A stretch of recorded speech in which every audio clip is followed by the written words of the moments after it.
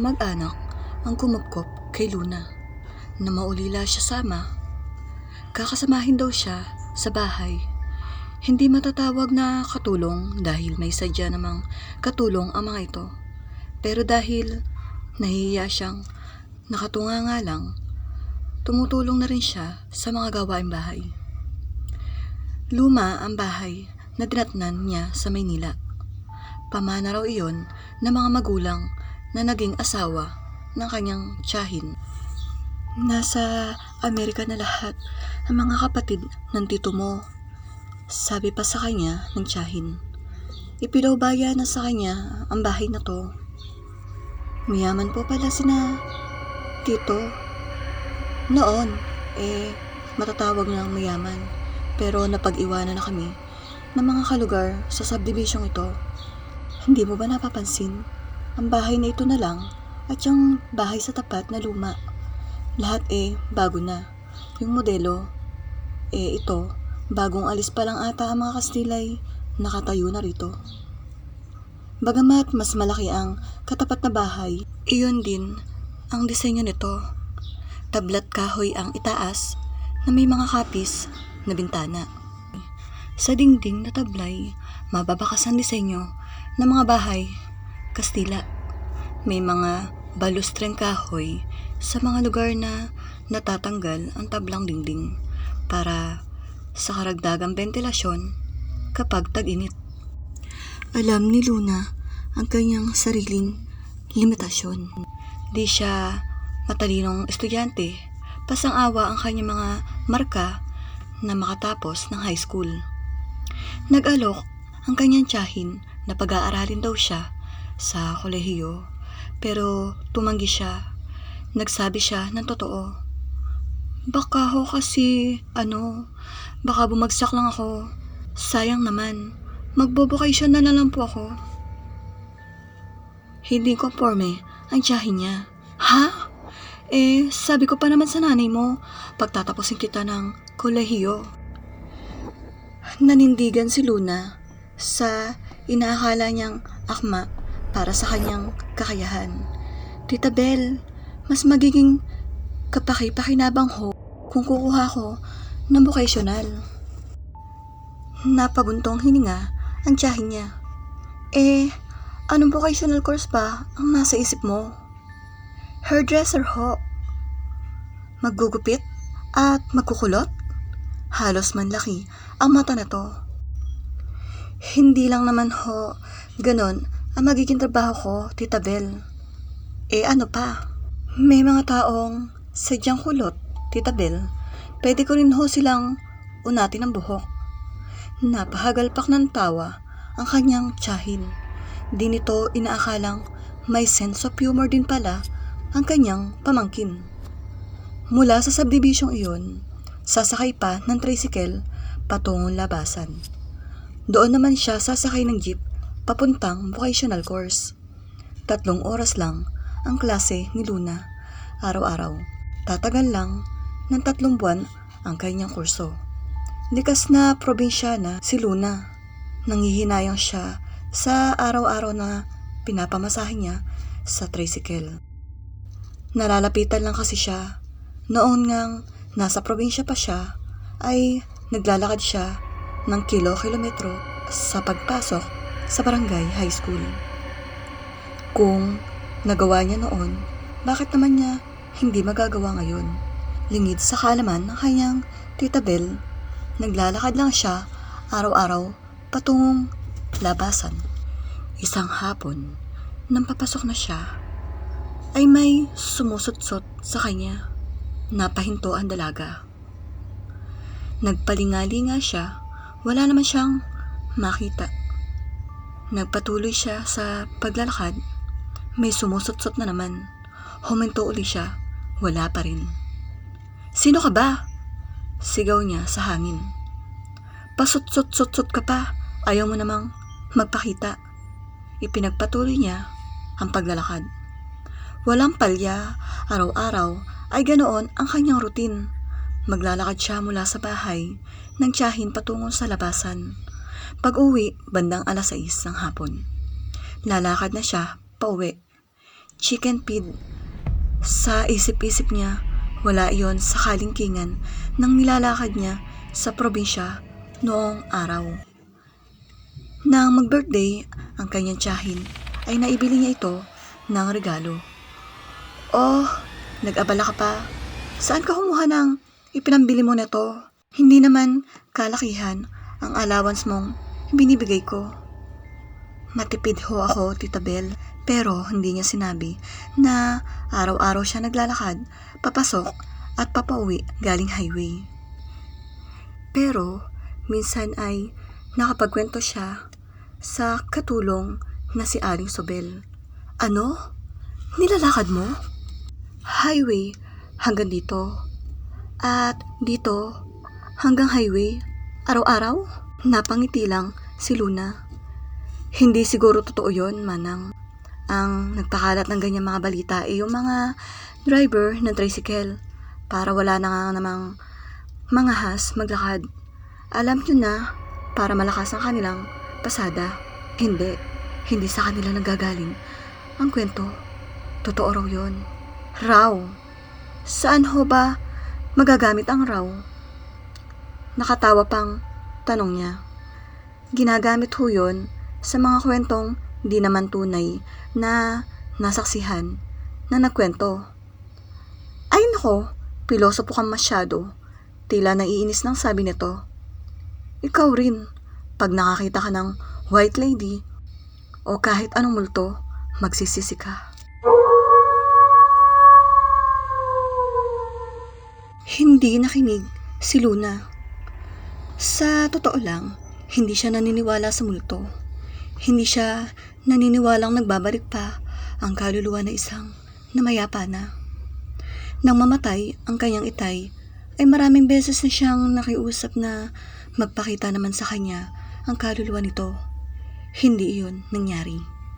Kung hindi nagawang magpakita ng kaluluwa ng isang ama sa anak, ano namang rason at magpapakita sa ibang tao ang kaluluwa ng ibang tao? Sa isip-isip ni Luna, ang kwentong multo ay kalokohan lang, hindi niya pinaniniwalaan. Nagulat si Luna nang may nakasabay siyang isang lalaki.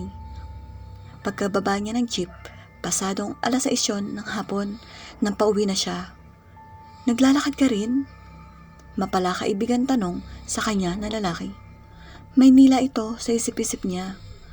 Mahirap magtiwala sa estranghero. Tinignan niya mula ulo hanggang paa ang lalaki. Tinensya muna nito ang personalidad nito.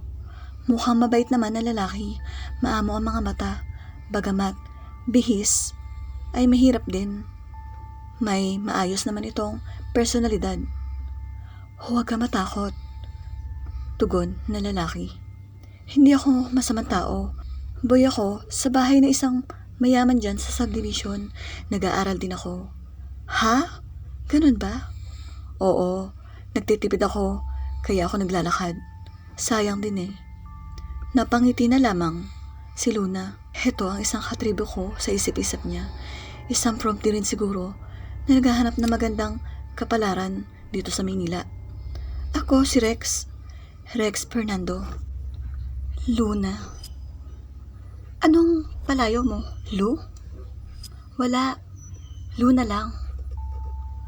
Ikinagagala kitang makilala, Luna. Naglahad ito ng palad sa simula.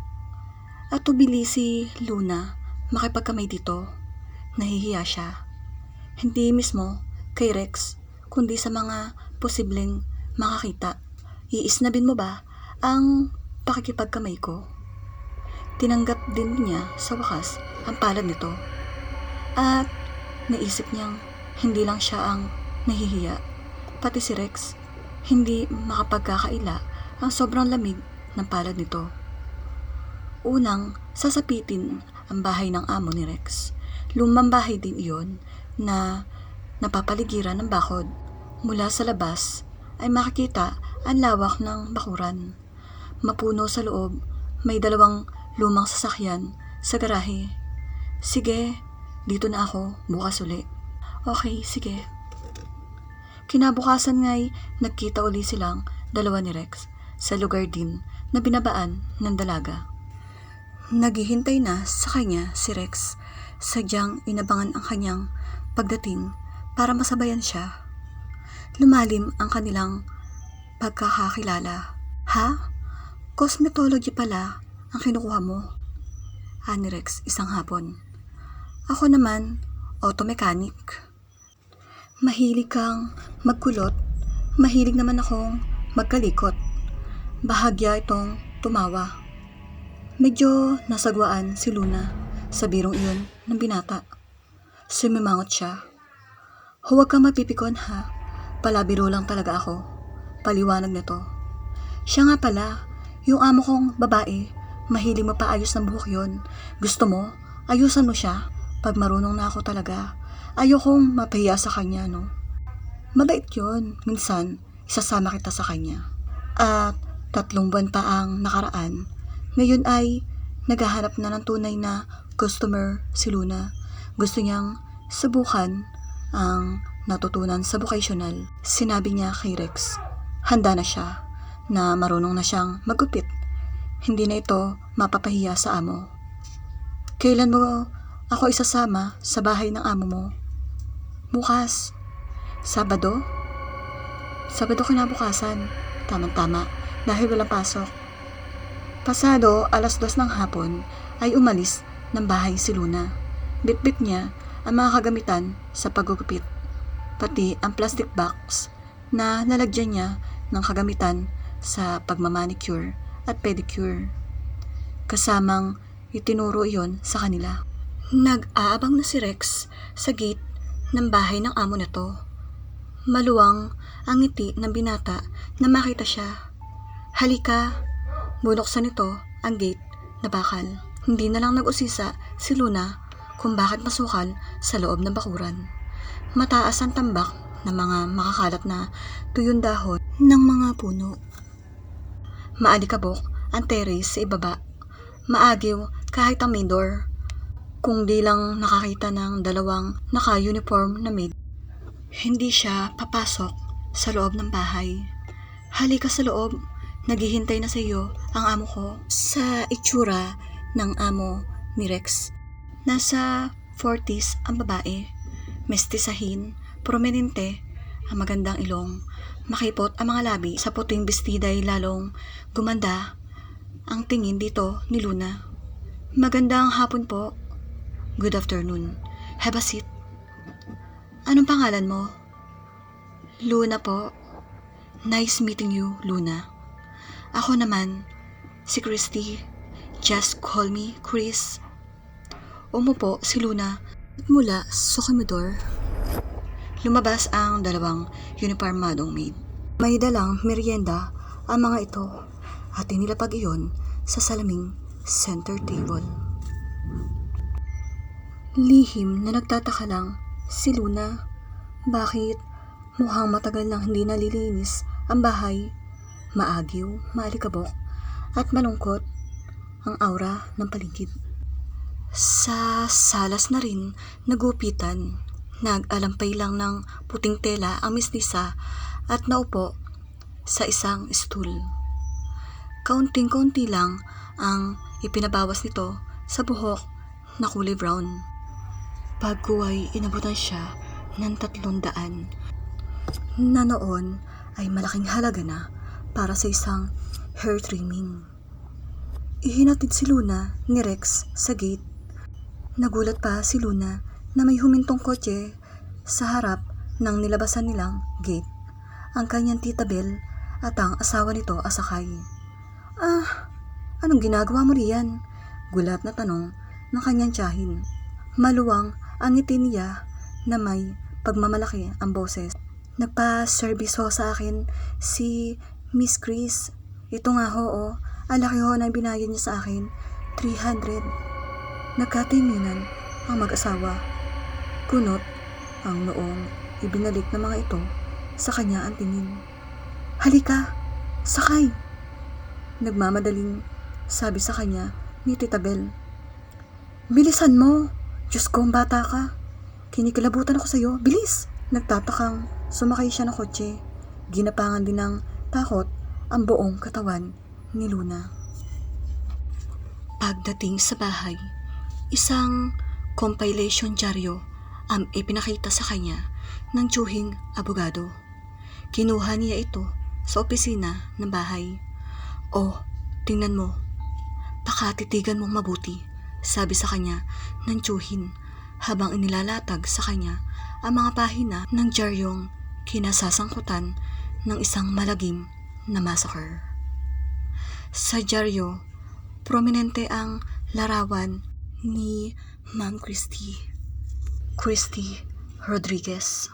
Naka-insert naman ang larawan ng 2 maid at ang houseboy na nagpakilalang si Rexy Fernando alias Rex. Ang 4 ay biktima ng isang karumalduman na massacre. Mag-4 na taon na ang nakaraan. Pinasok ng mga salarin ang bahay at pinagpapatay ang mga taong inabutan sa loob, saka isinagawa ang pagnanakaw. Until now, unsolved ang case na yan, anang abogado. Sila ba ang nakita mo sa loob ng bahay na pinuntahan mo? Ibig manigas ng panga ni Luna sa nervyos na nararamdaman. Ibig sabihin, isang patay ang una niyang customer. At ang ibig sabihin, matagal na siyang nakikipagkaibigan sa isang multo na si Rex. At ang ibig sabihin ay pinagsilbihan din siya ng merienda ng 2 maid na parehong patay na. Hinimatay si Luna. Isang karanasan iyon na hindi may aalis sa isipan niya hanggang ngayon. Ako nga po pala si Shirley at kaibigan ko si Alice, ang anak ni Luna. Hanggang dito na lang po ang aking kwento. Marami pong salamat.